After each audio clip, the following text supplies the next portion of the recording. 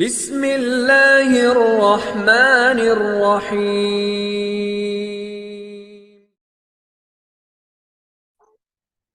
اعوذ باللہ من الشیطان الرجیم، بسم اللہ الرحمن الرحیم۔ رب اشرح لی صدری ویسر لی امری واحلل عقدۃ من لسانی یفقہوا قولی۔ رب زدنی علما رب زدنی علما۔ اللہم فقہنا فی الدین، اللہم فقہنا فی الدین، اللہم فقہنا فی الدین، آمین یا رب العالمین۔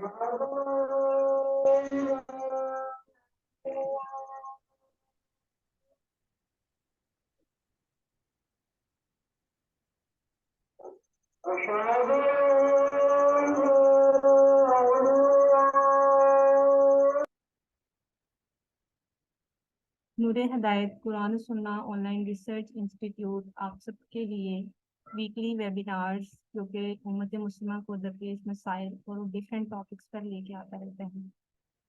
آج ہم لوگ ایک سیریز کا آغاز کرنے جا رہے ہیں جس کا نام ہے The Women's of Paradise۔ عورت چاہے ماں، بہن، بیوی اور بیٹی، ہر روپ میں قدرت کا قیمتی تحفہ ہے جس کے بغیر کائنات انسانی کی ہر شے پھیکی اور مانت ہے۔ اللہ تعالیٰ نے مرد کو اس کا محافظ اور سائبان بنایا ہے، مگر عورت اپنی ذات میں ایک تناور درخت کی مانت ہے جو ہر قسم کے سرد و گرم حالات کا دلیری سے مقابلہ کرتی ہے۔ اس عزم اور ہمت، حوصلے اور استقامت کی بنیاد پر اللہ تعالیٰ نے جنت کو اس کے قدموں تلے بچھا دیا ہے۔ تاریخ اسلام خواتین کی قربانیوں خدمات کا ذکر کیے بغیر نامکمل رہتی ہے۔ اسلام کی دعوت و تبلیغ میں مردوں کے ساتھ عورتوں نے بھی بڑھ چڑھ کر حصہ لیا، تمام آزمائشوں مصیبتوں کو سہتے ہوئے ثابت قدم رہی۔ ان خواتین پر مصیبتوں اور ظلم و ستم کی انتہا کر دی گئی، لیکن اپنے ایثار، تقوی، پرہیزگاری سے ثابت قدمی کے ساتھ خواتین نے کسی صورت بھی مردوں سے پیچھے نہیں رہی۔ ہم ان سیریز میں تاریخ اسلام کی ان تمام معزز نام پانے والی صحابیات کے بارے میں جانیں گے انشاءاللہ۔ آج ہماری اس سیریز میں جس کا ہم لوگ آج آغاز کرنے جا رہے ہیں، ہماری جو فرسٹ وومن آف اسلام ہے، ان کے بارے میں ہم جانیں گے، حضرت خدیجہ، جس کے لیے ہم لوگوں نے مدعو کیا ہے سسٹر ارم مختار کو۔ ربی اشرح لی صدری ویسر لی امری واحلل عقدۃ من لسانی یفقہوا قولی۔ الحمد للہ رب العالمین والصلاة والسلام علی سید الانبیاء والمرسلین نبینا محمد وعلی آلہ وصحبہ اجمعین، اما بعد، فاعوذ باللہ من الشیطان الرجیم۔ درود پاک پڑھ لیجئے ایک دفعہ سب۔ بسم اللہ الرحمن الرحیم۔ اوکے، سو یہ سیریز جو ہے نا، اس کو سٹارٹ کرنے کا مقصد کیا ہے اور کیوں ہمیں صحابیات کے بارے میں پڑھنا چاہیے اور ان کا کیا رینک ہے، ان کا کیا درجہ ہے، یہ سب جاننا ہمارے لیے بینگ اے مسلم وومن بہت ضروری ہوتا ہے۔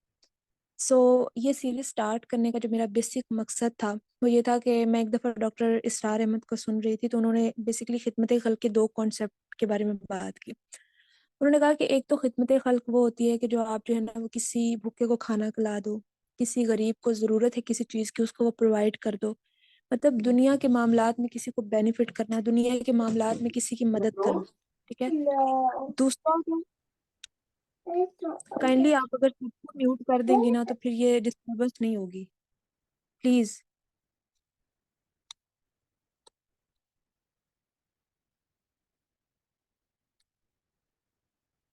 حفصہ پلیز سب کو میوٹ کر دیں۔ جی ارم سسٹر کر دیا کھاتے ہیں، اب میری آواز کلیئر ہے؟ الحمدللہ کی آواز کری۔ اوکے، سو جو بات میں کر رہی تھی وہ یہ تھی کہ بیسکلی ڈاکٹر اسرار احمد نے اس کانسیپٹ کے بارے میں بتایا کہ خدمت خلق جو ہے نا وہ دو طرح کی ہوتی ہے۔ ایک وہ کہ ہم دنیا میں کسی کی مدد کریں، کسی بھوکے کو کھانا کھلا دیں، کسی جو ہے نا وہ ضرورت مند کی مدد کر دیں، مطلب اس دنیا کے اندر کسی کو فائدہ پہنچانا، یہ ایک سوشل ورک ہے۔ بہت سارے لوگ جو ہے نا وہ چیریٹی کرتے ہیں، سوشل ایکٹیوسٹ بن جاتے ہیں، سوشل ورکر بن جاتے ہیں۔ لیکن ایک اور کانسیپٹ ہے خدمت خلق کا، ٹھیک ہے۔ وہ جو کانسیپٹ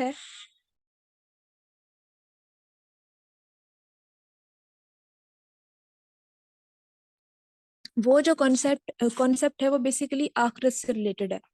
کسی کو اس کے خدا سے جوڑنا، ٹھیک ہے، کسی کو اللہ سے جوڑنا، اس کو اللہ کا تعارف کروانا، ٹھیک ہے، کسی کو جہنم کی آگ سے بچانا، کسی کو جنت کا مسافر بنانا، کسی کو ہدایت کا رستہ دکھانا. تو یہ جو خدمت خلق کا کانسیپٹ ہے، اگر آپ اس کو سمجھے تو آپ کیا کر رہے ہیں، کسی کو اس زندگی کے اندر سہولت فراہم کر رہے ہیں، یا اس زندگی کے اندر سکون دے رہے ہیں جو کہ کبھی ختم نہیں ہوگی، جو کہ ہمیشہ رہے گی. اور وہ ساری زندگی آخرت کے سارے اس پوائنٹ میں آپ کا شکر گزار رہے گا. تو اگر آپ چیریٹی نہیں کر سکتے، آپ کسی پور کو فیڈ نہیں کر سکتے، تو آپ یہ تو کر سکتے ہیں نا کہ جو آپ کے پاس نالج ہے آپ اس کو لوگوں کے درمیان بانٹیں. یہ چیز تو آپ کر سکتے ہیں. اور اگر کوئی یہ کام کر رہا ہے تو اس کی ہیلپ کریں تاکہ وہ مزید لوگوں کے ساتھ جو ہے نا وہ لوگوں کو آگے سے آگے وہ چیز چلاتا رہے اور ایک چین بنتی رہے. ٹھیک ہے. تو اس چیز پہ آپ نے سوچنا ہے کہ کون سی خدمت خلق بہترین ہے، اور کون سی خدمت خلق کسی کو جہنم کی آگ سے بچائے گی، اور کون سی خدمت خلق جو ہے وہ صرف اس دنیا تک محدود ہے. اوبیسلی اس کا آپ کو تو فائدہ ہوگا، لیکن سامنے والے کو فائدہ صرف اس دنیا تک ہوگا. ٹھیک ہے. تو اگر آپ کسی سے سچی محبت کرتے ہیں تو آپ کو سچی محبت کا تقاضا یہ کہ آپ نے اس کو جہنم سے بچانا ہے. جزاک اللہ خیر. تو ہم سٹارٹ کرتے ہیں، آگے کر دیں پیج. آج جس کے بارے میں ہم بات کریں گے وہ حضرت خدیجہ رضی اللہ تعالیٰ عنہ. ٹھیک ہے. اچھا، اس میں ایک اور چیز ہے کہ جب ہم بات کرتے ہیں نا کہ آپ نے جو ہے نا وہ حق کی بات کرنی ہے، آپ نے لوگوں کو جہنم کی آگ سے بچانا ہے، تو یہ صرف ایک مفروضہ نہیں ہے. ہمیں ہمارا دین اس چیز کا بہت بہت بار تلقین کرتا ہے. ٹھیک ہے. امر بالمعروف و نہی عن المنکر کا کانسیپٹ وہیں سے نکلا ہے. تو جس میں وہ کہتے ہیں نا، رسول اللہ صلی اللہ علیہ وسلم کی حدیث ہے کہ قسم اس ذات پاک کی جس کے قبضہ قدرت میں میری جان ہے، تمہیں بھلائی کا حکم کرنا ہوگا اور برائی سے روکنا ہوگا، ورنہ بہت ہی قریب ہے یہ بات کہ اللہ تعالیٰ تم پر اپنی طرف سے عذاب بھیج دے، پھر یہ ہوگا کہ تم اس سے دعا کرو گے اور تمہاری دعا قبول نہ ہوگی. تو یہ ہمارا جو ہے نا وہ فرض ہے ایز اے مسلم، ہم پر یہ چیز لازم ہے کہ ہم لوگوں کو جو ہے نا وہ آگ سے نکالیں اور ان کو جہنم سے نکال کر جنت کی طرف دھکیلیں. اگر ہم یہ نہیں کر رہے تو ہمیں جو ہے نا وہ مسلمان ہونے کا کانسیپٹ سمجھ میں ہی نہیں آیا. ٹھیک ہے. سو یہ چھوٹا سا یہ سمجھ لے بیک گراؤنڈ تھا یا پس منظر تھا کہ ہم یہ کیوں کرنا چاہ رہے ہیں، کیوں لوگوں کو اویئر کرنا چاہ رہے ہیں. تو اب ہم جس لیڈی کی بات کرنے جا رہے ہیں، ان کو کہا جاتا ہے دا فرسٹ وومن آف اسلام یا فرسٹ ہیومن بینگ آف اسلام. یہ وہ تھی جو پہلی تھی جو اسلام لے کے آئی، جنہوں نے رسول اللہ صلی اللہ علیہ وسلم پر یقین کیا. ان کے بارے میں آغاز کرنے سے پہلے ایک شعر پڑھنا چاہوں گی کہ انسان ہے انسان شرافت کی بدولت، زندہ ہے شرافت بھی شریعت کی بدولت، قائم ہے شریعت بھی رسالت کی بدولت، پھیلی ہے رسالت تیری دولت کی بدولت، کس درجہ اٹل رشتہ ایمان ہے تیرا، توحید پر کتنا بڑا احسان ہے تیرا. کیونکہ اگر آپ سوچیں کہ اس شعر کو اگر آپ سمجھنے کی کوشش کریں تو آپ کو ایک چیز سمجھ میں آ جائے گی کہ جب رسول اللہ صلی اللہ علیہ وآلہ وسلم اللہ کے نبی پر وحی نازل ہوئی تھی تو اس وقت ان کو کمفرٹ کرنے والی ان کی بیوی حضرت خدیجہ ہماری ماں تھی. ٹھیک ہے. وہ تھی، انہوں نے ان کو سہارا دیا جب سب نے ان کو چھوڑ دیا، وہ تھی جنہوں نے ان کو سنبھالا جب سب نے ان کو ابینڈن کر دیا، سب نے ان کو چھوڑ دیا. تو یہ چیز اپنے آپ میں بہت امپورٹنٹ ہے کہ حضرت خدیجہ رضی اللہ تعالیٰ عنہا کا مسلمانوں پر، اسلام پر بہت بڑا احسان ہے. وہ رسول اللہ صلی اللہ علیہ وسلم کی بیگ تھی، وہ رسول اللہ صلی اللہ علیہ وسلم کا کمفرٹنگ پوائنٹ تھی. ٹھیک ہے. ان کو ہر طرح سے سنبھال رہی تھی. کائنڈلی پلیز اگر آپ سب کو میوٹ کر دیں گی پلیز. جن کے بارے میں رسول اللہ صلی اللہ علیہ وآلہ وسلم کہتے ہیں کہ I was given sustenance, a gift from Allah, the roof overhead, the food that we eat, the air that we breathe, the years we lived, the minutes and hours that we spent. What we revive from Allah, Allah sent me her love from the heavens. Allah gave me her love from the heavens. Her love was divine. She was the mother of my children. That's who she was. So یہ رسول اللہ صلی اللہ علیہ وآلہ وسلم کے الفاظ سے بہت ساری چیزیں سمجھ میں آ جاتی ہے کہ ان کے لیے جو پیار تھا وہ کتنا ڈیپ تھا، اور حضرت خدیجہ رضی اللہ تعالیٰ عنہا کا جو رینک ہے وہ اسلام میں کتنا بڑا ہے. انہی کی بدولت اسلام کا جو سٹرگلنگ پیریڈ تھا سارا، انہی کی بدولت جو ہے نا وہ ہم اس جگہ پر پہنچ پائے. انہوں نے اپنی دولت کے تھرو رسول اللہ صلی اللہ علیہ وآلہ وسلم کو سہارا دیا، ان کے ساتھ کھڑی رہی چاہے جو مرضی ہو جائے. تو ان کا رینک اپنے آپ میں ہی بہت اونچا ہے. آگے کرتے ہیں پلیز. اب ان کی جو سب سے آپ دیکھیں کہ ان کا رینک کیا، سب سے پہلے تو وہ بیسٹ وومن آف آل ہیں، جن کے بارے میں رسول اللہ صلی اللہ علیہ وآلہ وسلم کہتے ہیں کہ پچھلی امتوں میں بہترین عورت حضرت مریم بنت عمران تھی، اور اب کی امتوں میں بہترین عورت حضرت خدیجہ ہے. وخیر نسائها خدیجہ. ٹھیک ہے. حضرت خدیجہ رضی اللہ تعالیٰ عنہا اب کی عورتوں میں سب سے بہترین ہے. بہترین کیوں ہے؟ جب ہم آگے جا کے ان کے بارے میں بیان کروں گی، ہم پڑھیں گے ان کے بارے میں، تو آپ لوگوں کو سمجھ لگے گی کہ ان کو اتنا بڑا مرتبہ کیوں دیا گیا.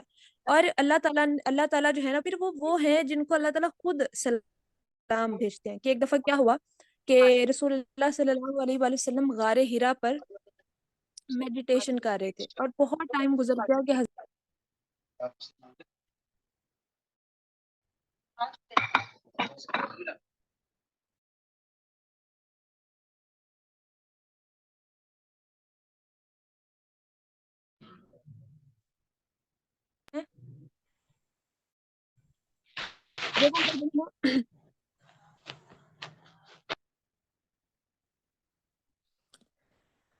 جب وہ ادھر گئی ہیں تو انہوں نے، جب وہ آ رہی تھی تو حضرت جبرائیل علیہ السلام اللہ کے نبی کے پاس بیٹھے ہوئے تھے. تو انہوں نے کہا کہ یہ جو آ رہی ہے نا آپ کی وائف، جن کے ہاتھ میں جو ہے نا وہ سائلن کا ایک بال ہے، ان کو کہہ دیجئے کہ اللہ ان کو سلام کہتا ہے، اور جبرائیل بھی ان کو سلام کہتا ہے. جب وہ رسول اللہ صلی اللہ علیہ وسلم کے پاس آئی ہیں تو انہوں نے ان کو الگ کر حضرت جبرائیل علیہ السلام کا سلام پہنچایا. تو انہوں نے کہا کہ اللہ کو میں کیا جواب دوں، وہ تو خود ہی سلام ہے. حضرت جبرائیل علیہ السلام کو میں واپس سلامتی بھیجتی ہوں. اور جب انہوں نے یہ بات کی تو اس سے پہلے وہ بہت حیرت سے پوچھتی کہ اللہ جانتا ہے کہ میں کون ہوں. دیکھیں وہ کتنی سمپل تھی، کتنی سادہ تھی، کہ اس چیز کو وہ کتنی ڈیپتھ کے اندر وہ کتنی مطلب ایکسائٹیڈ ہو کے کہہ رہے ہیں کہ اللہ جانتا ہے میں کون ہوں. مطلب آپ سوچیں کہ عاجزی کا کون سا لیول ہے، کہ وہ کس عاجزی کے پیک پر ہیں کہ ان کو خود خبر نہیں کہ وہ کون ہے. ٹھیک ہے، تو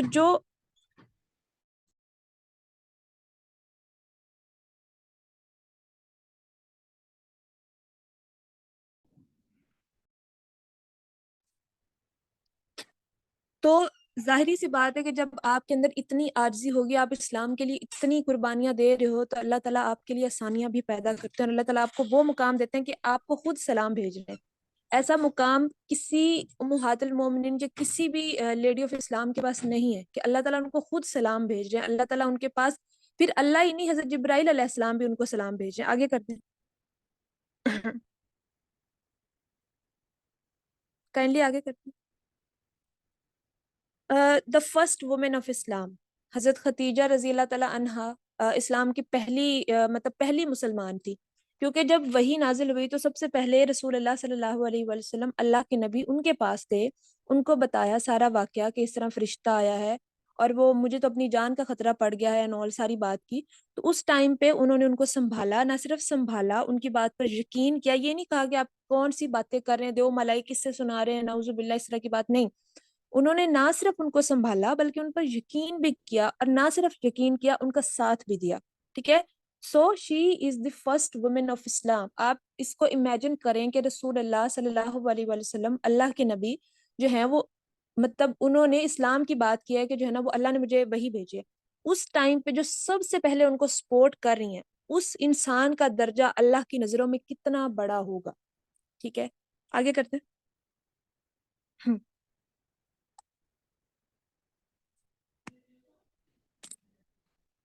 اس کے بعد ہم بات کر لیتے ہیں حضرت خدیجہ رضی اللہ تعالیٰ عنہ کے لینیج کی. تو ان کی فیملی جو ہے نا وہ اللہ کے نبی کے ساتھ جو ہے نا وہ جا کے ملتی ہے. وہ کیسے؟ کہ بیسیکلی یہ قصی، ان کا جو جد امجد ہے وہ قصی تھا. اب ان کے دو بیٹے ہیں، عبد العزیٰ اور عبد المناف. اب یہ جو ہے نا وہ عبد العزیٰ کے بیٹے خویلد سے ہیں. ٹھیک ہے، اور اللہ کے نبی جو ہیں وہ عبد المناف کی جو پوری شاخ ہے. تو بیسیکلی ان کا جو خاندان ہے وہ ایک ہی ہے، یعنی کہ رسول اللہ صلی اللہ علیہ وآلہ وسلم اللہ کے نبی کی جتنی بھی وائفس ہیں ان میں سب سے زیادہ قریبی جو ہے نا وہ رشتہ داری کے حساب سے حضرت خدیجہ رضی اللہ تعالیٰ عنہ. ان کی والدہ کا نام ہے فاطمہ، ان کی جو ایک بہن تھی ان کا نام ہے حالہ بنت خویلد، اور ان کے کزن کا نام ہے ورقہ بن نوفل، جن کے بارے میں ہم بہت اچھے سے جانتے ہیں. تو ان کی جو مدر ہے بہت ہی نیک عورت تھی، بہت ہی پاک باز عورت تھی. اور ان کے جو والد ہیں وہ بیسیکلی مرچنٹ تھے، وہ تاجر تھے، بہت بڑے تاجر تھے مکہ کے اندر. تو ان کی جو بزنس وومن والی صلاحیتیں ہیں، جو بھی ان کے اندر سارے ایٹریبیوٹس ہیں، جو بھی وہ ان کے پاس ٹیکنیکس ہیں، وہ انہوں نے اپنے والد سے ہی لی تھی. تو ان کے بیسیکلی ان کے والد ابراہیمک ریلیجن پہ تھے، اور مواحد بھی تھے، اور بڑے نیک انسان تھے. آگے کر دیں.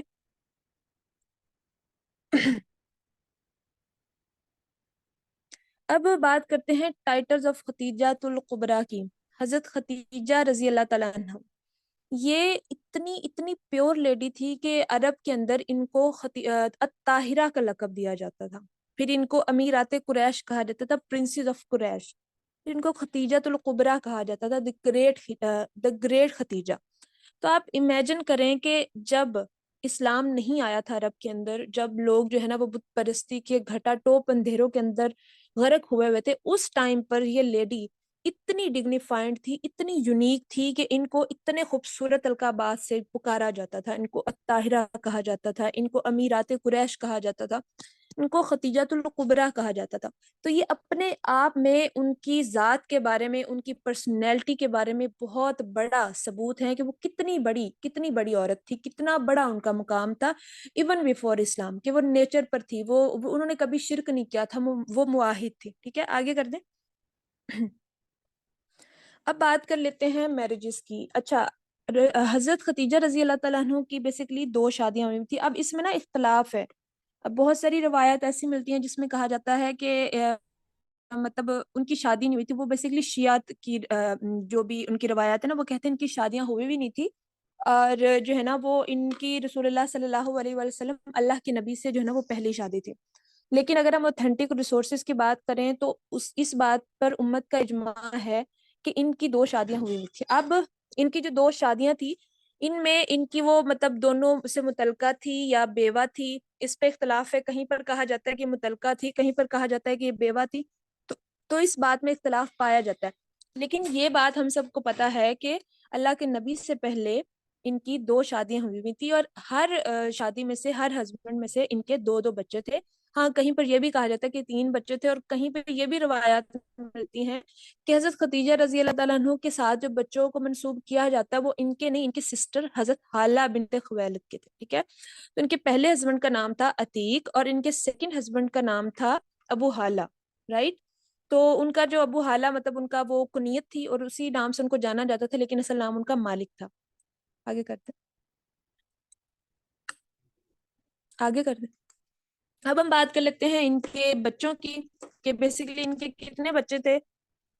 ان کے جو پہلے ہسبینڈ ہیں ان سے ان کی ایک بیٹی تھی ہندا۔ ٹھیک ہے، کچھ روایات میں آتے ہیں کہ یہ ان کے سیکنڈ ہسبینڈ میں سے تھی، کچھ کہتے ہیں کہ ان کے فرسٹ ہسبینڈ میں تھی۔ اینی ہاؤ، یہ ان کے پہلے ہسبینڈ میں سے ایک بیٹی تھی جس کا نام تھا ہندا۔ اس کے بعد ان کے سیکنڈ ہسبینڈ میں سے ان کی بیٹا تھا، ایک بیٹی تھی اور ایک بیٹا تھا۔ یہ بھی کہا جاتا ہے کہ ایک امامہ نام کی بھی ان کی شاید بیٹی تھی۔ ٹھیک ہے، اس کے بارے میں کنفرم نہیں ہے۔ اس کے بعد حضرت محمد صلی اللہ علیہ وآلہ وسلم اللہ کے نبی سے ان کے 6 بچے تھے: حضرت عبداللہ، حضرت قاسم، حضرت فاطمہ، حضرت زینب، حضرت ام کلثوم، حضرت رقیہ۔ ہم سب جانتے ہیں کہ حضرت عبداللہ اور حضرت قاسم جو ہے وہ بچپن میں ہی اللہ تعالیٰ کے پاس چلے گئے، اور ایون جب حضرت عبداللہ جو ہے نا وہ اللہ تعالیٰ کے پاس گئے تو ابو لہب نے بڑا اس چیز کا جشن منایا کہ محمد صلی اللہ علیہ وآلہ وسلم کی نسل کو میں نے ختم کر دیا، کہ محمد صلی اللہ علیہ وآلہ وسلم کی نبی کی نسل کو چلانا ہی تھا۔ تو انہوں نے ان کی بیٹی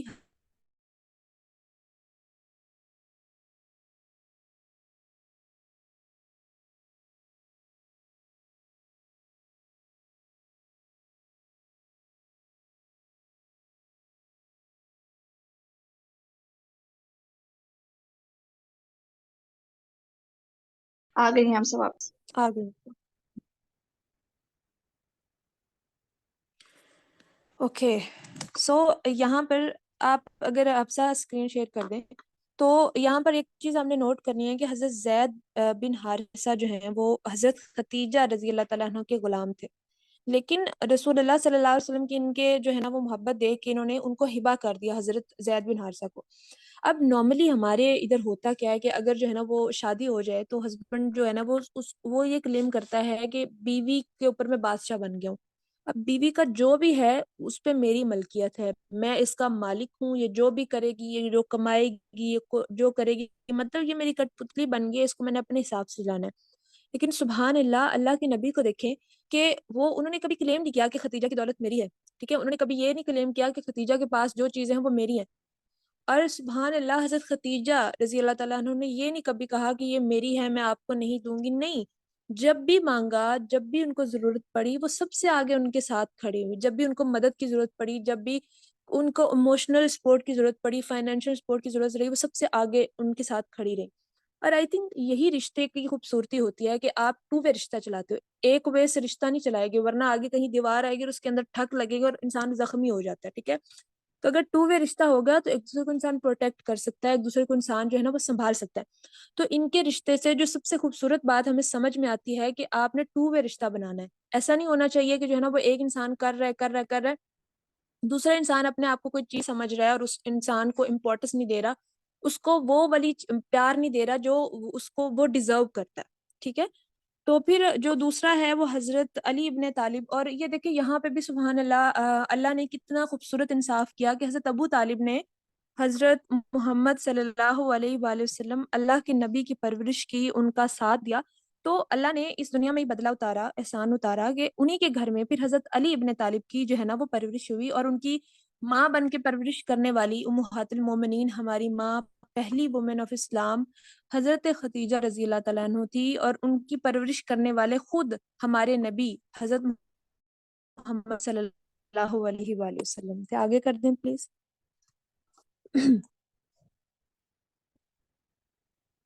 حفصہ آگے کر دیں.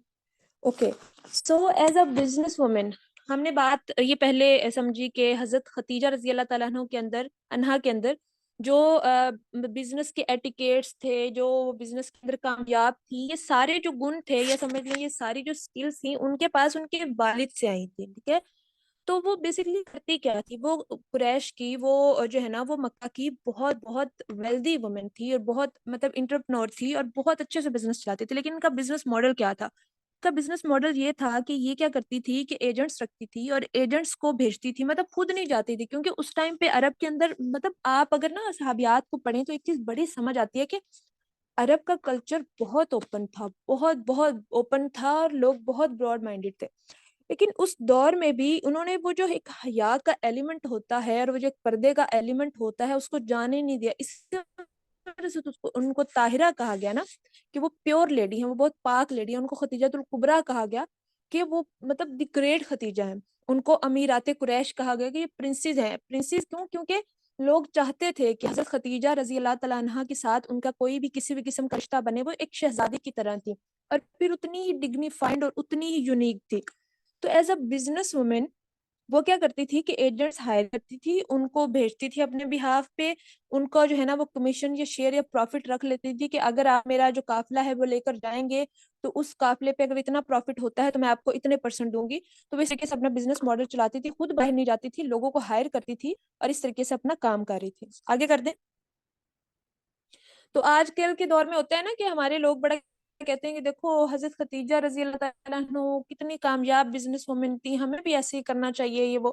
لیکن وہ ان کے بزنس ماڈل کو بھول جاتے ہیں کہ وہ کیسے جو ہے نا وہ اتنی کامیاب بزنس وومن تھی، وہ کیسے اپنے آپ کو حجاب کے اندر رکھتی تھی، وہ کیسا اپنے آپ کو پراپر جو ہے نا وہ جو رولز ہوتے ہیں نیچر کے رولز ہوتے ہیں. ہو گیا ریکارڈنگ؟ اوکے. سو انہوں نے اللہ کے نبی کو پرپوز کیسے کیا تھا؟ اب یہ بھی بڑا خوبصورت اور بہت ہی انٹریکٹیو پورا ایک واقعہ ہے.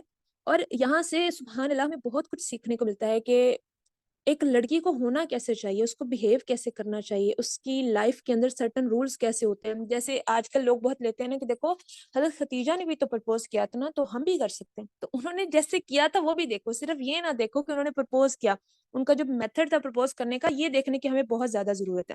اب ہم بات کرتے ہیں کہ یہ جو پوری ان کی سٹوری ہے کہ کیسے انہوں نے پرپوز کیا اور کیسے ان کا پہلا انٹریکشن تھا. سب سے پہلا انٹریکشن ایسے ہوا کہ حضرت اللہ کے نبی بکریوں کو یا ریوڑ کو، ٹھیک ہے، اور اس میں اپنے آپ میں ہی ایک بہت اللہ کی حکمت ہوتی ہے، ان کو بہت کچھ سکھایا جاتا ہے اس کے تھرو. تو اللہ کے نبی جو ہے نا وہ اپنے فلاک کو جو ہے نا وہ چرا رہے تھے، شیپ فلاک کو. تو اب جب انہوں نے وہ کیا کرتے تھے کہ مطلب ان کو چراتے تھے اور پھر اینڈ پہ جو ہے نا وہ ویجز لیتے تھے، یا مطلب جن مالک کی وہ ہوتی تھی ان سے جو ہے نا وہ تنخواہ یا جو بھی ہے وہ لیا کرتے تھے. اب کیا ہوا کہ ان کے ساتھ جو ہے نا وہ ایک نوجوان تھا، وہ 2 لوگ تھے، وہ مطلب ایک شیپ کے فلاک کو چرا رہے تھے. جب وہ کر لیا انہوں نے تو اب انہوں نے ویجز لینے جانا تھا. تو جب وہ جانے لگے نا تو اللہ کے نبی رک گئے. انہوں نے کہا کہ میں نہیں جا رہا آگے.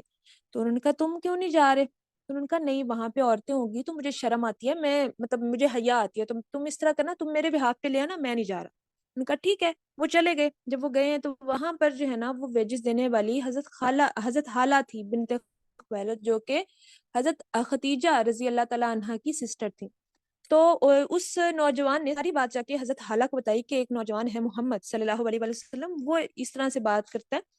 تو وہ بڑی حیران ہوئی کہ اتنا پائس, اتنا متقی آدمی بھی اس دور کے اندر موجود ہے. تو پیچھے حضرت ختیجہ جو ہے نا یہ بات بیٹھی سن رہی تھی. تو یہ ان کا پہلا انٹریکشن تھا. تو جب انہوں نے یہ بات سنی نا ان کے دل کو اچھی لگی کہ اچھا اتنے کردار والا انسان بھی اس جگہ پر موجود ہے جس کا اتنا ہائی کردار ہے. ٹھیک ہے. اب یہ پہلا تو ان کا انٹریکشن ہو گیا, سبحان اللہ. اب جو ہے نا وہ انہوں نے کیا کیا کہ ان کے بارے میں جو ہے نا وہ وقتاً فوقتاً کو پتہ چلتا رہتا تھا کہ وہ اتنے معزز انسان ہیں اینڈ آل.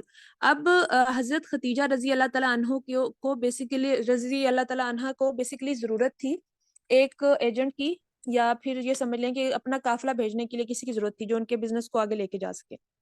تو انہوں نے بیسیکلی پیغام مطلب وہ ڈھونڈ رہی تھی. تو حضرت ابو طالب کو بیسیکلی انڈائریکٹلی پتہ چلا کہ حضرت ختیجہ کو ضرورت ہے. تو انہوں نے پیغام بھجوایا یا خود گئے, ڈفرینٹ روایات اس میں ملتی ہیں کہ رسول اللہ صلی اللہ علیہ وسلم کو جو ہے نا وہ آپ رکھ لیں. تو اب اس میں نا اچھا پھر انہوں نے رکھ لیا. ان کا آپ کو ایکسپیرینس تو نہیں ہے لیکن آپ جو ہے نا وہ بہت اچھے ہائی کریکٹر کے ہیں, تو میں آپ کو آپ کے کردار کی بنا پر رکھ لوں. اب یہاں پر ایک یہ بھی چیز پتہ چلتی ہے. ہمارے یہاں کیا ہوتا ہے کہ نارملی جو ہے نا وہ لوگوں کو جاب کی ضرورت ہوتی ہے, یا پھر لوگ جو ہے نا وہ بیچارے ابھی نئے فار ایگزامپل ابھی کسی نے نئی ایجوکیشن ختم کی ہے اور وہ چاہتا ہے میں جاب لوں, تو سب سے پہلے آپ کو یہ کہا جاتا ہے کہ ہاں جی آپ نے جو ہے نا وہ اپنا ایکسپیرینس مینشن کرنا ہے. بھائی ایکسپیرینس تبھی آئے گا جب ہم کام کریں گے. ٹھیک ہے, ہمیں کام تو کرنے دو. ایسا تو نہیں ہوگا کہ ہم پہلے سے ہی مطلب کوئی جادو کر کے ایکسپیرینس بنا لیں. تو وہ کیا کرتے ہیں کہ وہ جو جھوٹ موٹ اپنی سی وی کے اندر وہ لکھ لیتے ہیں, جھوٹ بنا کے دھوکے کی بیس پہ وہ جاب شروع کر دیتے ہیں. اب ان کو مجبور کیا جاتا ہے, واللہ عالم اس کے بارے میں آپ جو مرضی کہہ لیں, لیکن یہ ہمارے معاشرے کا ایک سسٹم بن گیا. لیکن سبحان اللہ, اللہ کے نبی اور حضرت ختیجہ رضی اللہ تعالیٰ عنہ کی جو آپ بایوگرافی پڑھیں تو اس سے آپ کو یہ سبق بھی ملتا ہے کہ کریکٹر کی بیس پر بھی آپ لوگوں کو رکھ سکتے ہیں, ان کو کام دے سکتے ہیں. ٹھیک ہے, کیونکہ آپ کو نہیں پتا کہ کون جو ہے نا ہنر مند ہے, کون کیسا ہیرا بن کے نکلے. تو آپ کریکٹر کی بیس پہ بھی کسی کو پریفرنس دے سکتے ہیں.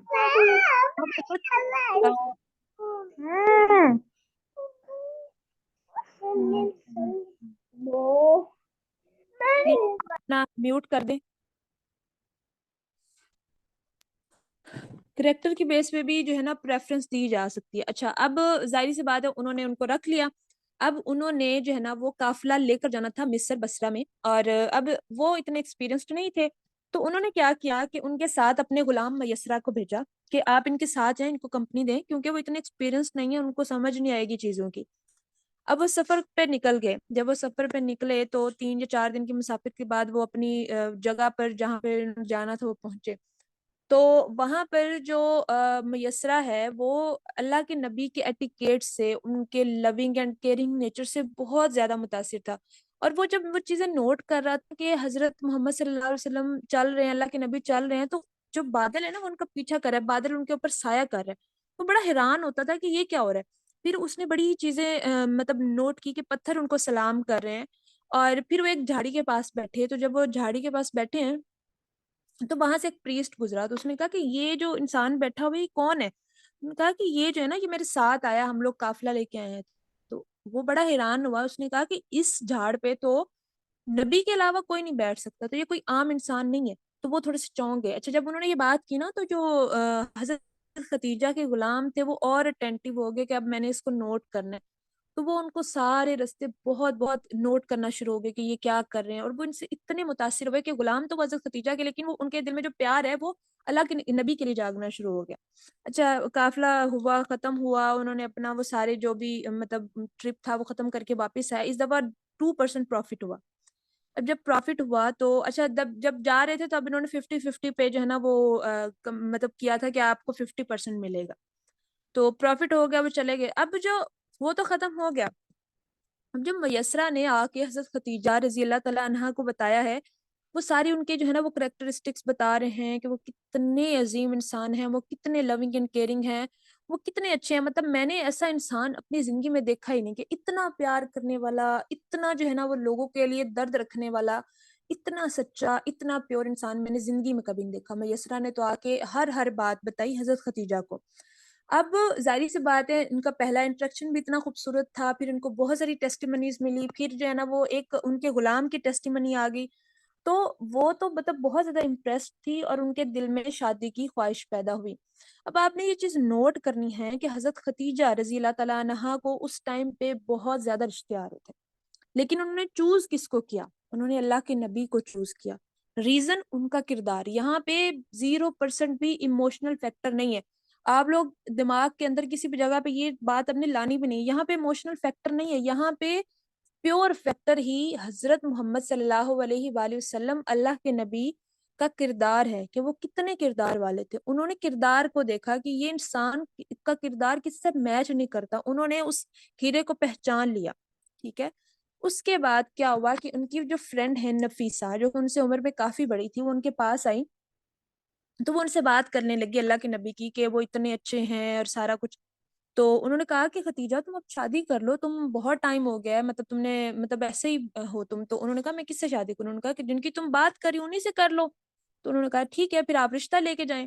ان کے دل میں بھی خواہش تھی کہ مطلب ان کے دل میں بھی تھی، اب انہوں نے ایک بات کر دی، وہ جیسے وہ پکی ہوگی بات، تو انہوں نے کہا ٹھیک ہے میں رشتہ لے کے جاتی ہوں. حضرت نفیسہ جو ہے وہ اللہ کے نبی کے پاس آئی ہیں پرپوزل لے کر. تو انہوں نے کہا کہ محمد تم نے شادی نہیں کرنی؟ تو انہوں نے کہا ہاں کرنی تو ہے، لیکن کس سے کروں نا. تو پھر وہ ان کی کنورسیشن ہوئی، تو انہوں نے پھر حضرت خدیجہ کا رشتہ ان کو دیا. تو جب انہوں نے حضرت خدیجہ کا رشتہ دیا تو وہ پہلے تو حیران ہوئے کہ اچھا وہ مجھ سے شادی کریں گے، اچھا مطلب وہ بڑے حیران ہوئے. تو پھر ان کا ٹھیک ہے میں اپنے جو چاچو ہیں ان سے پوچھ کے بتاؤں گا، میں اپنے انکل سے پوچھ کے بتاتا ہوں. دیکھیں یہاں پہ آپ نے دیکھنا ہے کہ کتنے ایٹیکیٹس والی بات کی، مطلب وہ بڑوں کا احترام کر رہے ہیں. یہ نہیں کہتے ہاں ہاں ٹھیک ہے فائنل سمجھو ہم جو ہے نا ڈن کرتے. نہیں، انہوں نے یہ کہا کہ میں اپنے انکل سے پوچھوں گا پھر ہم فائنل کریں. ٹھیک ہے.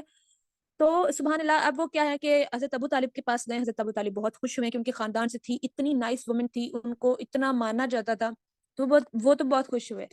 اب نا آپ نے ایک چیز یہاں پہ نوٹ کرنی ہے. ہم لوگ کیا کرتے ہیں نارملی کہ بیوہ کے ساتھ بیوہ کی شادی کو ہم نے ٹیبو بنایا ہوا ہے.